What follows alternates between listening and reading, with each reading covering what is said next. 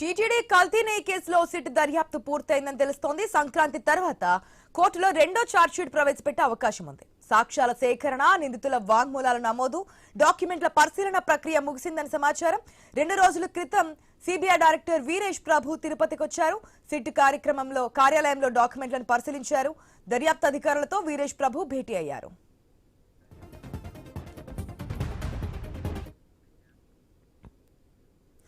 మొత్తంగా ఏదైతే టీటీడీ కల్తీ నెయ్యి వ్యవహారానికి సంబంధించి తుది దశకు చేరుకున్నట్టు తెలుస్తుంది విచారణ. పూర్తి అప్డేట్స్ మా ప్రతినిధి గోపీనాథ్ ద్వారా తెలుసుకుందాం. గోపీనాథ్, ఏదైతే 2 రోజుల క్రితం సిబిఐ డైరెక్టర్ ప్రభు కూడా తిరుపతికి వచ్చినట్టుగా తెలుస్తోంది. దాదాపు లాస్ట్ దశకు చేరుకున్నట్టుగా తెలుస్తుంది. విచారణ డీటెయిల్స్ ఏంటి? మొత్తం మీద శ్రీవారి లడ్డూ ప్రసాదాలకు సంబంధించి కల్తీ నెయ్యికి సంబంధించి కేసు ఏదైతే దర్యాప్తు జరుగుతుందో సుప్రీంకోర్టు ఇచ్చినటువంటి ఆదేశాల ప్రకారం సిబిఐ అధికారులు అదేవిధంగానే రాష్ట్ర ప్రభుత్వానికి సంబంధించిన అధికారులు, ఎన్ఫోర్స్మెంట్ అధికారులు వీళ్ళందరూ కూడా తనిఖీలు నిర్వహిస్తున్నారు. విచారణ జరుగుతుంది. ఇప్పటికే దాదాపుగా 10-15 మంది వరకు కూడా కేసులు నమోదు చేశారు. కొందరిని అరెస్ట్ చేయడం జరిగింది. మరి కొంతమంది కూడా విచారణ జరుపుతున్నారు. అయితే 2 రోజుల నుంచి కూడా సిబిఐ డైరెక్టర్ వీరేష్ ప్రభు కూడా తిరుపతికి రావడం జరిగింది.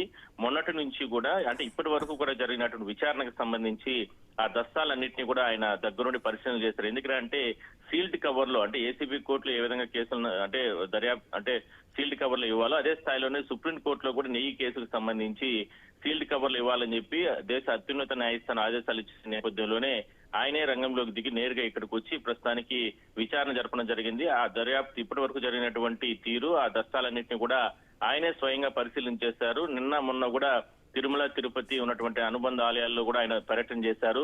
తిరుమల స్వామివారి ఆలయంలో కూడా వెళ్లి అక్కడ శ్రీవారిని దర్శనం చేసుకున్న తర్వాత అక్కడ లడ్డూ ప్రసాదాలు స్వీకరించి అక్కడ ఉన్నటువంటి సిబ్బందితో కూడా ఆరా తీయడం జరిగింది. అయితే ఈ కేసుకు సంబంధించి సంక్రాంతి తరువాత రెండో ఛార్జ్ షీట్ అంటే దాఖలు చేసే అవకాశాలు అయితే ఎక్కువగా ఉన్నాయి. ఎందుకంటే ఆయనే నిన్న గత 2 రోజుల నుంచి కూడా విచారణ జరుపుతున్న తరుణంలో ఎట్టి పరిస్థితుల్లో కూడా దోషుల్ని ఎక్కడ కూడా వదిలిపెట్టకూడదన్న ఆలోచనతోనే ప్రభుత్వం కూడా చాలా సీరియస్ గా ఉన్న నేపథ్యంలోనే సిబిఐ అధికారులు కూడా దీనికి సంబంధించి సుప్రీంకోర్టుకి నివేదిక ఇచ్చే అవకాశం అయితే ఉంది. అందువల్లనే సంక్రాంతి తర్వాత ఈ రెండో ఛార్జ్ షీట్ ను కూడా దాఖలు చేస్తారు. దాని తర్వాత మరికొన్ని కీలక అరెస్టులు ఉండే అవకాశం ఉందంటూ కూడా అంటే అధికార వర్గాలు కూడా చెప్తున్నాయి.